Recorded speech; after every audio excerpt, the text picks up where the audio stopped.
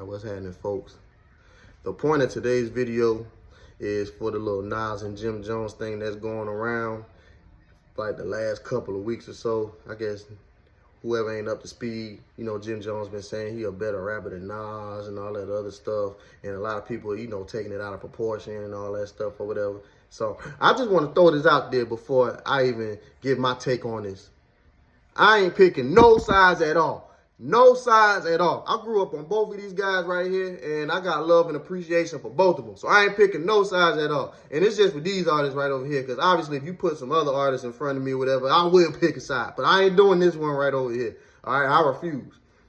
So with these two artists right over here, right, Jim Jones, if you ain't up to speed, been saying he's the better rapper, and, you know, saying he got the better catalog, resonates with the younger crowd, his numbers are better and all that other stuff, whatever, right? And people been taking it out of proportion. The thing is, though, Jim do this all the time.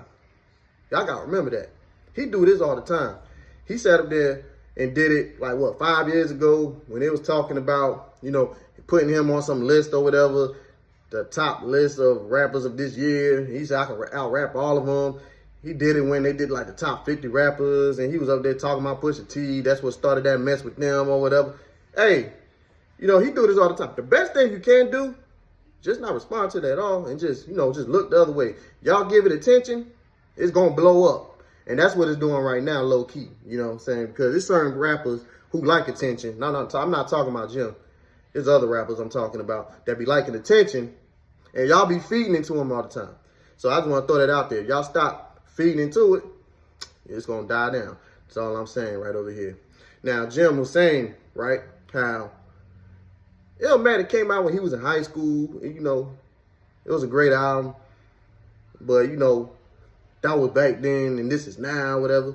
And so for me, all I'm going to say is, because now I'm going to remind you, I ain't from New York. I'm from Florida. I'm from the South. So I think this is a perfect video to give my take on it, because I ain't around y'all. This is me watching on the outside looking in. First of all, right, you can't just sweep that album under the rug, all right? Because the thing is, though, when I was growing up and when y'all was coming up, pause, goddamn, that album was like the holy grail.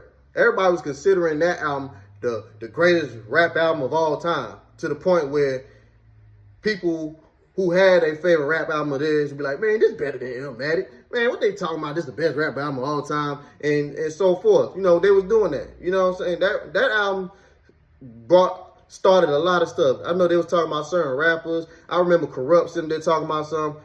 That album